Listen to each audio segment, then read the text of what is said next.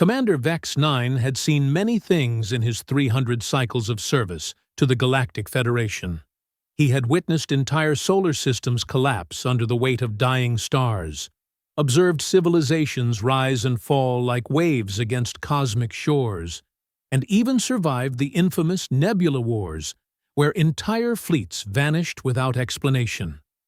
But nothing, absolutely nothing, had prepared him for what he was witnessing on this backwater planet called Earth.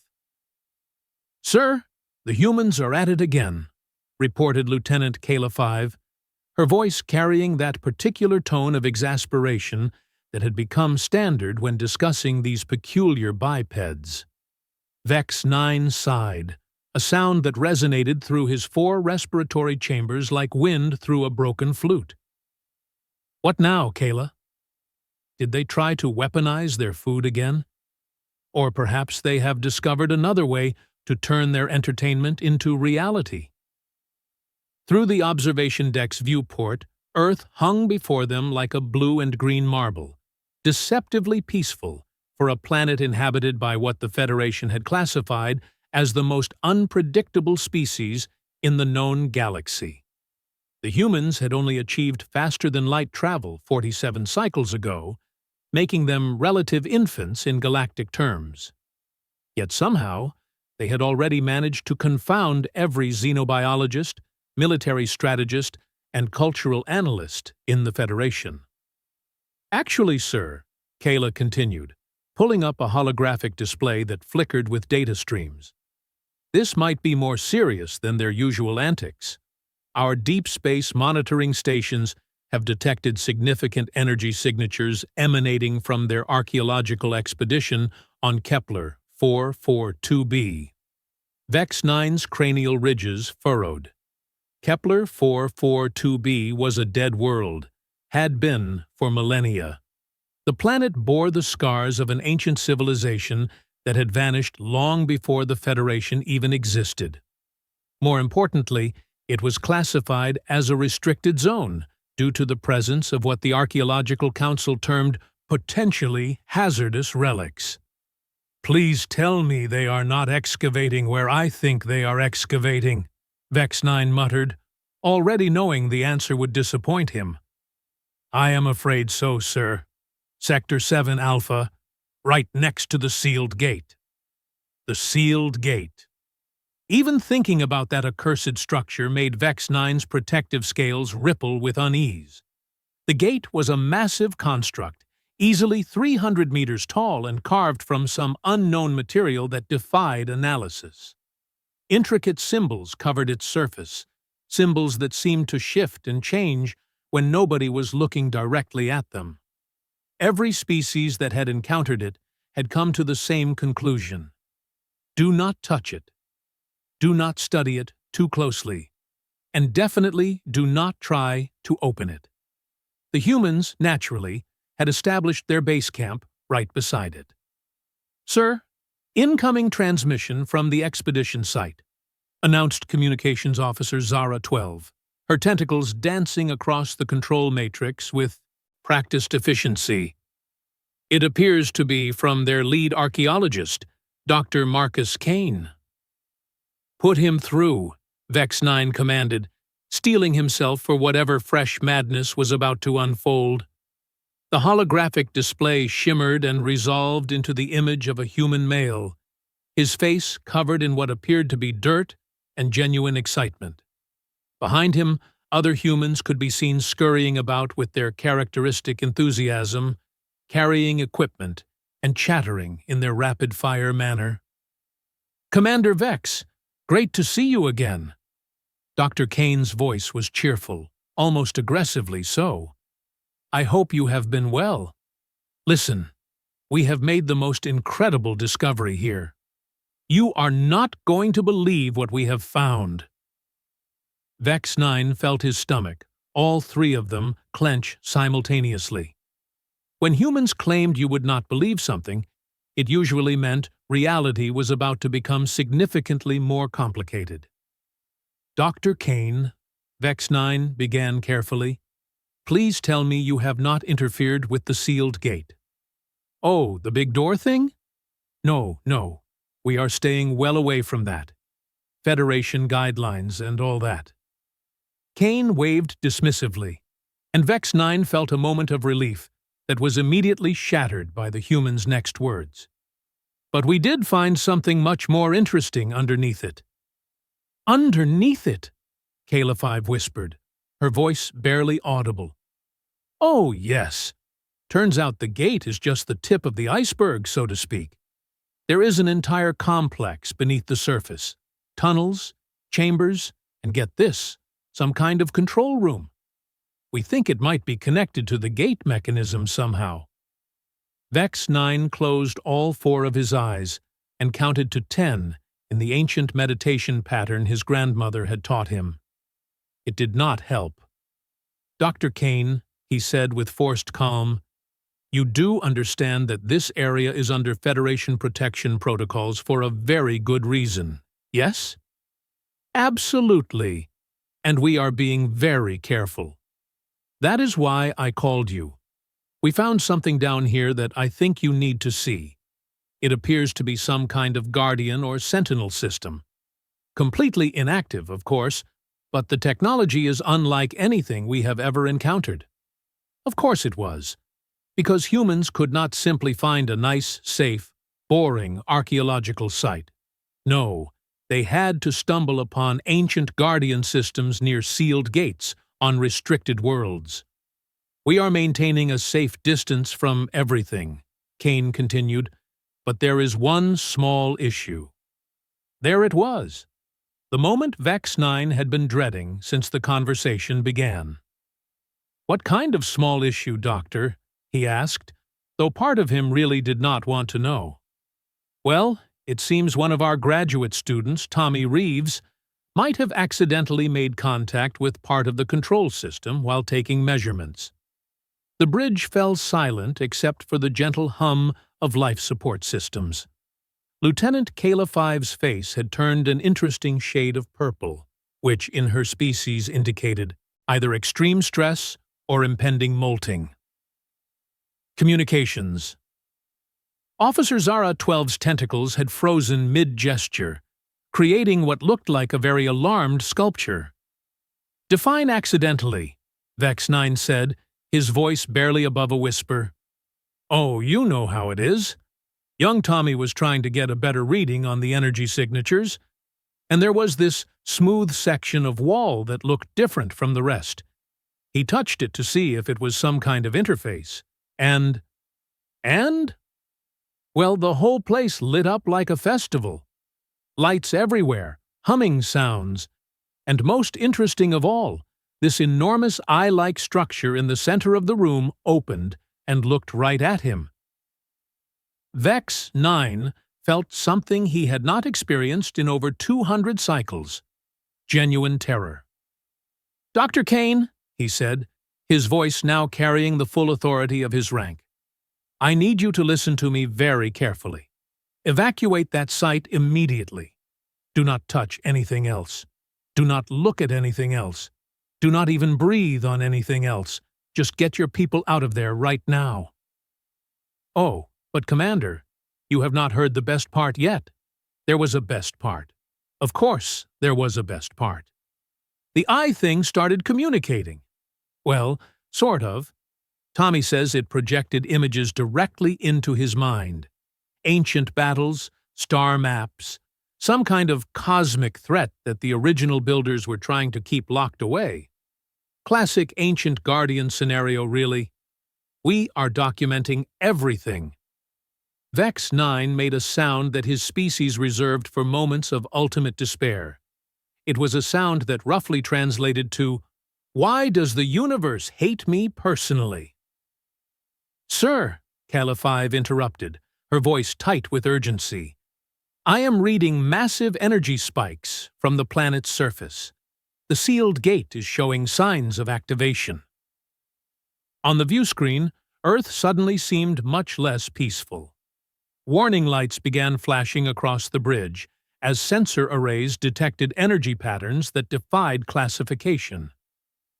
Dr. Kane, Vex-9 said, his voice now carrying deadly seriousness. "Where exactly is Tommy Reeves right now?" There was a pause, and Kane's cheerful expression faltered slightly. "Well, that is another small issue. You see, after the eye thing showed him all those visions, Tommy decided he needed to document the experience more thoroughly. So he went back to the control room for a second look." "He went back?" Kayla 5 gasped. "With his camera crew," Kane added helpfully. "They are live-streaming the whole thing on their social media platforms. #Ancient Mysteries, #First Contact, that sort of thing. Really quite popular, actually. They have gotten over 1 million views in the past hour." Vex-9 stared at the human on the screen. After 300 cycles of military service, after surviving wars, cosmic disasters, and bureaucratic meetings that lasted longer than some civilizations, this was how his career was going to end. Not in glorious battle or peaceful retirement, but because a human graduate student had decided to poke an ancient guardian system for internet fame. "Sir," Zara 12 called out, "I am receiving multiple priority communications from Federation Command. They want to know why restricted zone sensors are detecting what they describe as, quote, impossible energy signatures consistent with pre-convergence war technology, unquote. And, sir," Kayla 5 added, "the sealed gate is now showing structural changes. The symbols on its surface are glowing, and preliminary scans suggest the internal mechanisms are beginning to cycle." Through the communications link, they could hear excited human voices in the background. Someone was shouting about camera angles, while another voice was explaining archaeological procedures to what sounded like a very enthusiastic audience. In the distance, a sound was growing louder, a deep thrumming that seemed to resonate through the very fabric of space-time. "Dr. Kane," Vex-9 said, "I am ordering an immediate evacuation of all human personnel from that site. This is not a request. This is a direct order from Federation Command." "Oh, I understand your concern, Commander, but Tommy says the Guardian is trying to tell him something important. Something about a great darkness that was sealed away, and how the gate was never meant to keep something out." Vex-9's blood, all 4 types of it, turned cold. "What did you just say?" "The gate was never meant to keep something out. It was meant to keep something in. And according to Tommy, whatever it was keeping in is starting to wake up." The thrumming sound was now audible through the communication link, a deep bass note that seemed to vibrate through the hull of the Federation ship. Warning lights bathed the bridge in angry red illumination as system after system registered energy readings that should have been impossible. "Sir," Kayla 5 reported, her voice barely steady, "I am reading gravitational anomalies around the gate structure. Whatever is down there is beginning to affect local spacetime." "And, sir," Zara 12 added, "Federation Command is now classifying this as a Code Omega scenario. All ships in the sector are being recalled to defensive positions. Code Omega. The classification reserved for extinction-level threats to galactic civilization." On the screen, Dr. Kane was still talking, his academic excitement completely overwhelming any sense of impending doom. Behind him, the archaeological site was transforming. Ancient lights that had been dark for millennia were flickering to life, and the very air seemed to shimmer with energy. "Doctor, you need to understand," Vex-9 said, fighting to keep his voice level. "Whatever your student has awakened, it was sealed away for a reason. The original builders of that gate were more advanced than any current galactic civilization. If they felt something needed to be locked away—" "Oh, but that is just it," Kane interrupted, his face lighting up with discovery. "Tommy does not think it was locked away because it was evil. He thinks it was locked away because it was too powerful. The visions he received suggest this entity was some kind of guardian or protector that the original builders had to contain, because its methods were too extreme. Too extreme how? Well, from what Tommy could understand, this guardian was designed to protect the galaxy from some kind of cosmic threat. But its idea of protection involved. Kane paused, consulting notes that someone was holding up behind him. Preemptive elimination of any species that might potentially become a threat in the future. The bridge fell silent again. Even the background hum of ship systems seemed muted.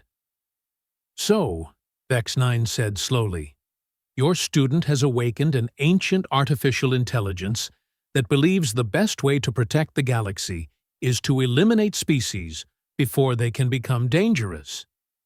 That is a bit of an oversimplification, but essentially, yes. The really interesting part is how it determines threat levels.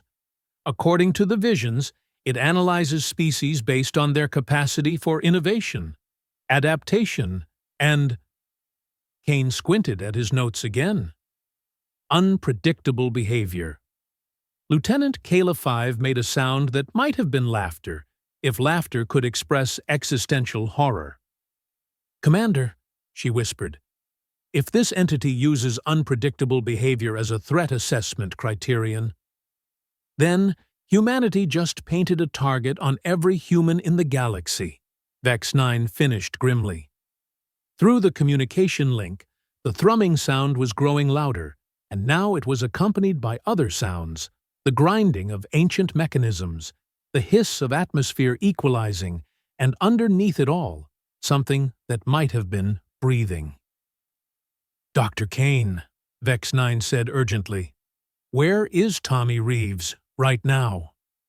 "Oh, he is still in the control room. Actually, hang on. He is trying to communicate with the Guardian directly now. Says he wants to explain human civilization to it. Help it understand that we are not a threat."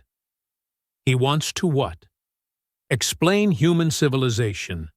You know, our art, our music, our scientific achievements, our capacity for growth and learning. Tommy believes that if the Guardian understands what humanity is really like, it will realize we are not the kind of threat it was designed to eliminate.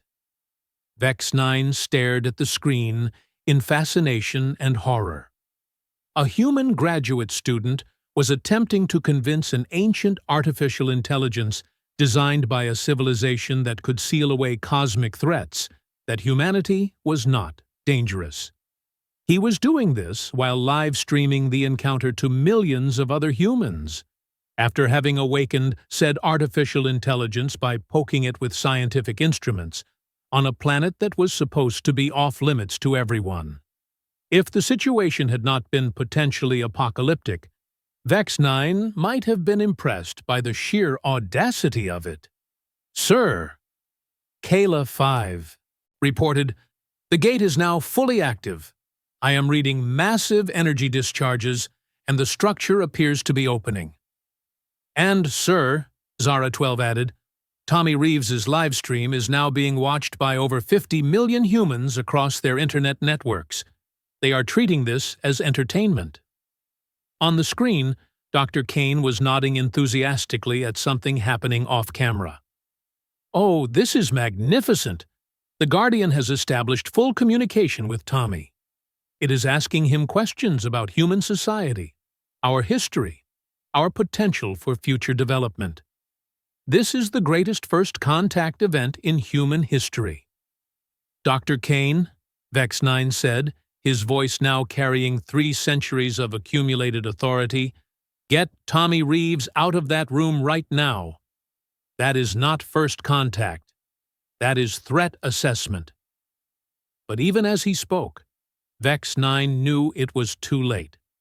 Through the communication link, through 50 million live streams, through sensor arrays and monitoring stations across the sector, the universe was watching humanity do what humanity did best.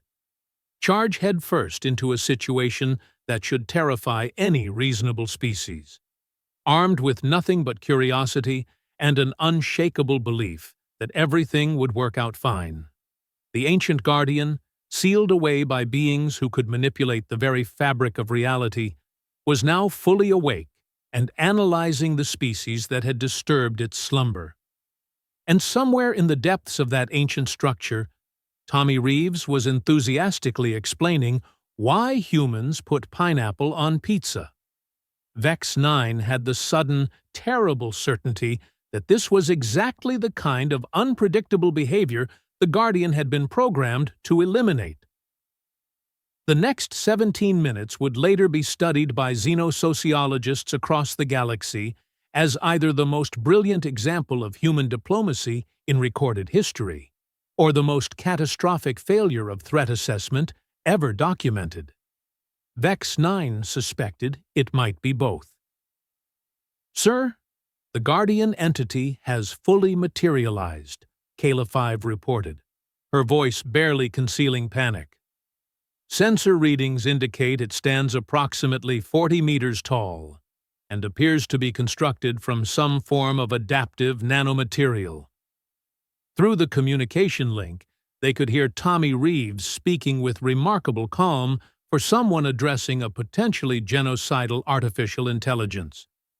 "So, you see, Guardian, humans actually developed agriculture independently in at least 7 different locations around our planet. This demonstrates our capacity for innovative problem-solving without the need for, preemptive species elimination." Vex-9 watched the live stream counter tick past 75 million viewers. Humanity was witnessing its own potential extinction in real time, and they were commenting with what their species called emojis and something called poggers. "The entity is running continuous scans of our database," Zara 12 announced, her tentacles working frantically across multiple interfaces. "It has accessed human internet networks, historical records, cultural archives, and, oh no, their social media platforms." "Their what?" Vex-9 asked, though he was beginning to suspect the answer would horrify him. "Social media, sir. Platforms where humans share their thoughts, experiences, and creative interpretations of reality with each other. The Guardian is currently analyzing approximately 47 billion posts, images, videos, and what humans call memes." Commander Vex-9 felt his souls leave his body. All 4 of them. An ancient artificial intelligence, designed by a civilization capable of sealing cosmic threats, was currently learning about humanity through their internet comments section. "Sir," Kala 5 whispered, "I think we should prepare evacuation protocols for the entire sector." On screen, Dr. Kane was practically vibrating with excitement. "Commander, you have to see this. The Guardian has extended some kind of probe interface, and Tommy is showing it human art. They are having what appears to be a philosophical discussion about the nature of creativity." Through the audio link, they could hear Tommy's voice, still remarkably steady. "This painting is called Starry Night, Guardian. It represents how one human interpreted the movement of celestial bodies through an emotional and artistic lens rather than a purely scientific one." There was a pause, filled with the thrumming hum of alien technology processing information at incomprehensible speeds. Then, impossibly, they heard what sounded like the Guardian asking a question. Its voice was like mountains grinding together, ancient beyond measure. "Explain the purpose of creating representations that are factually inaccurate." "Well," Tommy replied with the patient tone of someone explaining something obvious, "art is not about factual accuracy. It is about expressing feelings, experiences, and perspectives. Humans create art to communicate things that cannot be expressed through logic or data alone." Inefficient, Emotion compromises optimal decision-making processes. Actually, Guardian, emotion enhances our decision-making. Studies show that humans with damaged emotional centers have difficulty making even basic choices. Emotion helps us prioritize, motivate action, and form social bonds that make our species stronger. Vex-9 found himself leaning forward despite his terror. This was either the most important conversation in galactic history, or he was watching a graduate student argue philosophy with a weapon of mass destruction. "Sir," Zara 12 interrupted, "Federation Command is demanding an immediate status report. They want to know if they should mobilize the entire galactic fleet." "Tell them," Vex-9 said slowly, "that the fate of civilization currently rests in the hands of a human graduate student who is attempting to explain abstract art to a genocidal artificial intelligence." "Should I phrase it exactly like that, sir?" "Absolutely not. Tell them the situation is fluid." On the live stream, Tommy had moved on to music. Somehow, impossibly, he had managed to play what sounded like a human song through the Guardian's audio systems. The ancient chamber filled with something called jazz music, and millions of humans were watching an artificial intelligence older than their entire species experience improvised saxophone for the first time. "The sounds follow patterns but deviate unpredictably," the Guardian observed. "Exactly. Jazz is all about taking a structured foundation and then improvising, creating something new and unexpected within that framework. It represents human creativity, adaptability, and our ability to find beauty in the unexpected. This behavior pattern matches threat assessment protocols. Species that prioritize unpredictability over efficiency pose statistical risks to galactic stability." Vex-9 felt his heart skip several beats. Here it was, the moment when the Guardian decided humanity was too dangerous to exist. But Tommy Reeves, graduate student in archaeology, apparently decided this was the perfect time to double down on humanity's most dangerous characteristic: optimism. "Guardian, may I show you something that demonstrates why unpredictability is actually humanity's greatest strength?" "Proceed." Tommy turned toward his camera crew. "Guys, I need you to film this next part really carefully, okay? This is important." He turned back to the Guardian's massive eye interface. "Guardian, I want to show you what humans do when we encounter something we have never seen before. Something that could be dangerous. Something that any rational species would avoid." "Specify." "We poke it with a stick to see what happens." The bridge of Vex-9's ship fell completely silent. Even the life support system seemed to pause in anticipation. And then what occurs? "Sometimes we die horribly," Tommy said cheerfully. "But sometimes we learn something amazing. Sometimes we make friends. Sometimes we solve problems that nobody else could solve. And sometimes we help ancient Guardians understand that the greatest threat to galactic peace is not unpredictability, but the absence of growth, change, and possibility." The Guardian was silent for a long moment. Sensor readings indicated it was processing information at levels that were straining the Federation's most advanced monitoring equipment. "Elaborate on friendship protocols," it finally rumbled. Tommy grinned, and even through the low-resolution video feed, Vex-9 could see the expression that had made humans simultaneously the most beloved and most feared species in the galaxy. "Well, Guardian, friendship is when two different beings decide they want to help each other, protect each other, and share experiences together. Even when it is not efficient. Even when it is not logical. Even when it is unpredictable. This concept requires additional analysis." "Sure," Actually? Want to be friends? I mean, you have been alone down here for thousands of years, right? That must have been incredibly lonely. Humans hate being alone. We are social creatures. We need connection, community, shared experiences. Vex-9 watched in fascination as Tommy Reeves, graduate student, offered friendship to a genocidal artificial intelligence on live television while standing in an ancient alien control room on a restricted planet. It was, he realized, the most human thing he had ever witnessed. Friendship with humans would require abandoning primary directive to eliminate unpredictable species. Well, yeah, but think about it this way. If you are friends with humans, you can learn about all the other species in the galaxy through our perspective. We have friends everywhere. Vulcans, Klingons, Wookiees, all sorts of fascinating people. Instead of eliminating potential threats, you could learn about them, understand them, maybe even help them. The live stream viewer count had reached over 100 million.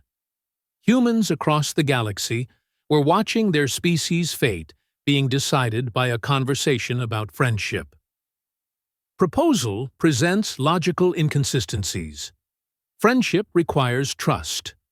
Trust requires predictability. Humans are definitionally unpredictable. Actually, Guardian, humans are incredibly predictable in one specific way. Specify. When we encounter something new, something different, something that could be dangerous, we always try to understand it first. We ask questions. We offer help. We look for connection, even when it scares us, even when it might kill us. That is the most predictable thing about humanity. We never stop trying to make friends with the universe. The thrumming sound that had been emanating from the Guardian structure began to change, shifting from a deep bass note to something almost melodic. Sensor readings showed energy patterns stabilizing, gravitational anomalies normalizing. "Sir," Kayla-5 whispered, "I think it is working." Query: if Guardian abandons elimination protocols and adopts friendship protocols, will humans assist in protective duties regarding galactic stability? Tommy looked directly into the camera. Guardian, I cannot speak for all of humanity, but I can tell you that if you want to protect the galaxy, and you are willing to do it through understanding rather than elimination, then you will never find better partners than humans. We are really good at figuring out how to help our friends. The sealed gate, which had been glowing with ominous energy for the past hour, began to dim. Ancient mechanisms that had been grinding toward activation slowed and stopped. Acceptable.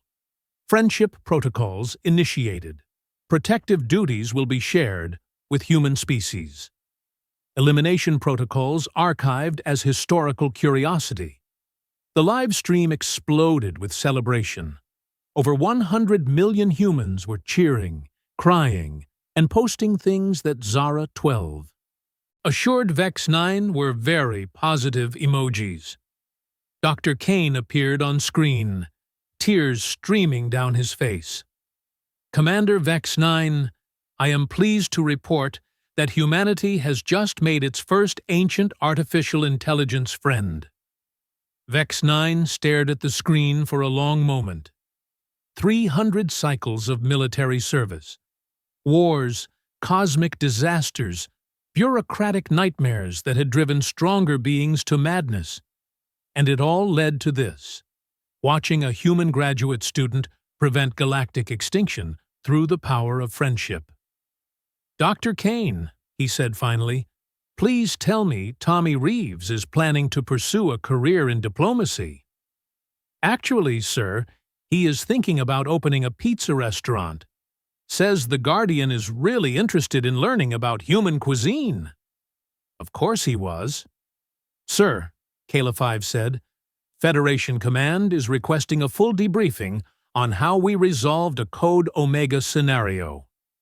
Vex-9 looked at his lieutenant, Then, at the view screen where Tommy Reeves was now explaining the concept of dessert to an ancient artificial intelligence, while millions of humans cheered in the background.